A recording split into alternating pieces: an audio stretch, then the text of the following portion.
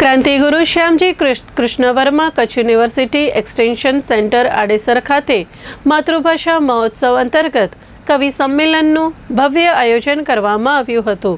આ કાર્યક્રમમાં યુનિવર્સિટીના registrar Shri doctor Anilkumar Ghor, coordinator Shri doctor Ram Sodarva, કવિયત્રી ડોક્ટર કોમલબેન સચદે, કવિ શ્રી કાંતિભાઈ વિગોરા, કવિ શ્રી મયંકભાઈ પરમાર, મુખ્ય અતિથિ અધ્યક્ષ શ્રી અજયપાલસિંહ જાડેજા, ઉચ્ચતર માધ્યમિક શાળાના આચાર્ય શ્રી CK મનાત, ઉત્તર બુનિયાદી વિદ્યાલયના આચાર્ય શ્રી RK પરમાર તથા ગામના વડીલો અને સેન્ટરના વિદ્યાર્થીઓ ઉપસ્થિત રહ્યા હતા।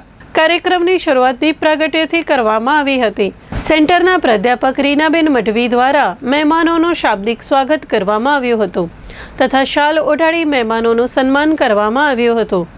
કાર્યક્રમમાં સ્તુતિ, વિદ્યાર્થીઓના પ્રેરણાદાયી વક્તવ્યો તથા સેમિસ્ટર 1 થી 3માં શ્રેષ્ઠ પ્રદર્શન કરનાર વિદ્યાર્થીઓને ઇનામ આપી સન્માનિત કરવામાં આવ્યા હતા। સાથે જ સેન્ટરની વિદ્યાર્થીનીઓ દ્વારા સુંદર ગરબા રજૂ કરી સાંસ્કૃતિક રંગત ઉમેરવામાં આવી હતી।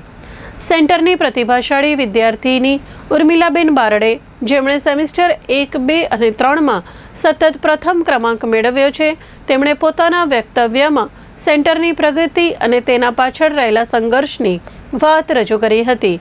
તેમણે જણાવ્યું કે શરૂઆતમાં સેન્ટરમાં માત્ર 25 વિદ્યાર્થીઓ હતા, પરંતુ આજે આ સંખ્યા વધીને 138 થઈ છે। આ પ્રગતિ પાછળ વિદ્યાર્થીઓનો ઉત્સાહ, સ્ટાફનો સતત પરિશ્રમ અને કચ્છ યુનિવર્સિટીના માર્ગદર્શનનો મહત્વનો ફાળો રહ્યો છે।